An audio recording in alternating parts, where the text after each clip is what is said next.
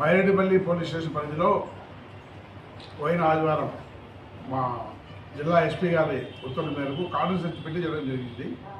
అక్కడ suspicious persons ఎవరైనా ganja habit అలవాటు ఉందా అని చెప్పేసి గాంజా కిట్స్ ఉన్నాయి పోలీసులు దగ్గర, మా దగ్గర ఇప్పుడు ఎవరన్నా పట్టుకొని చెక్ చేస్తే ఆ గాంజా కిట్ చెక్ చేస్తే వాడు గంజా కన్జ్యూమర్ చేస్తున్నారా లేదా విషయం తెలిసిపోతుంది. అందులో భాగంగా చెక్ చేస్తే ఒకటి పాజిటివ్ వచ్చింది. అతను హ్యాబిచువల్గా అప్పుడప్పుడు తాగేవాడు. ఏంటి అని పూర్తిగా విచారిస్తే గాంజా ఎక్కడ చిక్కిందో ఎక్కడ ఉందో చందనాప్రియ ఎస్ఐ మైరెడ్డిపల్లి కరెక్ట్గా ఇంట్రాగేషన్ తీసుకొని అతన్ని ఓన్లీ హ్యాబిచువల్, అతను సెల్లర్ కాదు, అది అడిక్షన్ పర్సన్ గుర్తించి ఎవరైతే సెల్లర్ ఉన్నారో వాళ్ళ అడ్రస్ తీసుకొని సరైన నిఘా పెట్టి వాళ్ళ మీద ఈరోజు మార్నింగ్ 2.5 కిలో గాంజాని వ్యక్తిని రెడీ హ్యాండ్గా పట్టుకోవడం జరిగింది. అతను విచారిస్తే బయటపల్లి కూటలవంకపల్లి విలేజ్. అతను లారీ క్లియర్గా పనిచేస్తున్నాడు. లారీ క్లియర్గా పోయినప్పుడు ఆ ఒరిస్సా దగ్గర తీసుకొని ఇక్కడ తీసుకొచ్చామని చెప్తున్నాడు. చిన్న చిన్న ప్యాకెట్ అని అతని దగ్గర ఆ కన్జ్యూమర్ ఇచ్చిన ఇన్ఫర్మేషన్ వరకు ఇక్కడ పట్టుకోవడం జరిగింది. కన్జ్యూమర్స్ ఎవరైనా సరే ఉన్న డీటెయిల్స్ మీరు ఇచ్చినా కూడా వాళ్ళ ద్వారా మాకు సెల్లర్స్ ఇస్తారు. దయచేసి విలేజెస్ అందరికీ విజ్ఞప్తి చేసేది ఏమంటే మీ దగ్గర అడిక్షన్ అయిన పర్సన్స్ ఎవరైనా గాంజా అడిక్షన్ పర్సన్స్ ఇచ్చినా సెల్లర్స్ ఇచ్చినా కూడా మేము వెంటనే చర్య తీసుకుంటాము. యాక్చువల్గా చాలామందికి సెల్లర్స్ గురించి అవగాహన లేకపోతే ఇప్పుడు అడిక్టెడ్ పర్సన్ గురించి ఐడియా ఉంటుంది. సార్ వాడు తాగుతున్నాడని. మా దగ్గర స్పెషల్ కిట్స్ ఉన్నాయి. అప్పుడు చెక్ చేస్తే మాకు ఒక హాఫ్ అన్ అవర్ తెలిసిపోతుంది వీడు అడిక్షన్లో ఉన్నాడా లేదా, గాంజా తీసుకున్నా లేదా అని. సో ప్రివెన్షన్లో మెజర్లో భాగంగా అన్ని పోలీస్ స్టేషన్కి కిట్ జిల్లా ఎస్పీ గారు సప్లై చేయడం జరిగింది. అందులో ఫస్ట్ టైం ఇచ్చిన 1 వీక్ లోపల మాకు మంచి రిజల్ట్ వచ్చింది. ఈ కిట్స్ ఉపయోగించుకుంటాం విలువలుగా.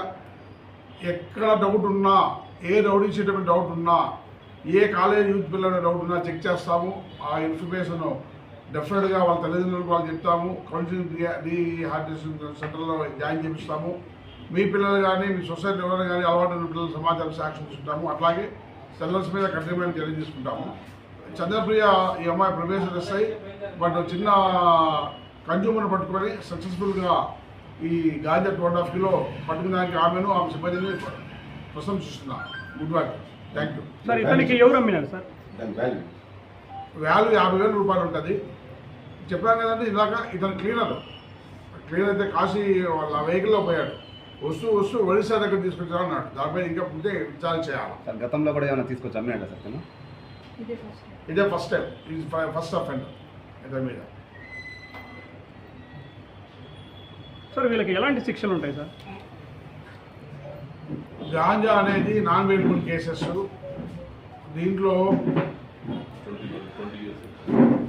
ఆ క్వాంటిటీని బట్టి శిక్షలు ఉంటాయి. ఆ క్వాంటిటీని బట్టి వాడు సప్లై చేసే దాన్ని బట్టి హ్యాబిచువల్ని బట్టి శిక్షలు ఉంటాయి. 7 years పైన కన్విక్షన్ అవకాశాలు ఎక్కువ ఉంటాయి.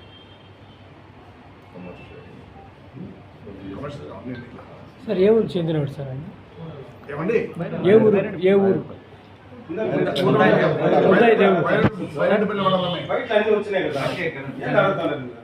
పట్టణ ప్రజలకందరికీ నమస్కారం.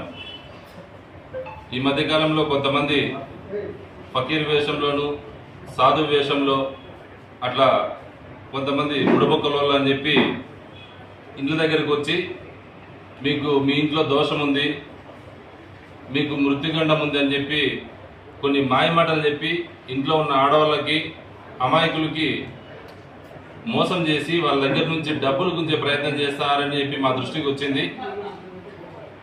అటువంటివి వాళ్ళు ఎవరైనా వచ్చినా మీకు అనుమానాస్పదంగా ఎవరైనా కనపడినా కానీ ఖచ్చితంగా మీరు పోలీసుకు కానీ డైల్ 100కి కానీ 112కి కానీ కాల్ చేసి తెలపాల్సిందిగా కోరుచున్నాం. రీసెంట్గా కూడా మనకు కంప్లైంట్ ఉంది. దాంట్లో కూడా ఒక ఫకీరు మీకు మీ ఇంట్లో జబ్బులతో బాధపడుతున్నారు, ఇబ్బంది పడుతున్నారు, అది మేము నయం చేస్తాము, పూజలు చేస్తామని చెప్పి వాళ్ళతో డబ్బులు వసూలు చేస్తున్నారనేది మా దృష్టికి వచ్చింది. వాళ్ళపైన 109 కింద వాళ్ళకి బైండ్ ఓవర్ చేసి షీట్ ఓపెన్ చేస్తున్నామని చెప్పి తెలియజేస్తున్నాం. కాబట్టి పబ్లిక్ కూడా ఎవరు ఇటువంటి మోసాలకు గురి కావద్దని చెప్పి పోలీసుల తరఫున తెలియజేస్తున్నాం. Thank you.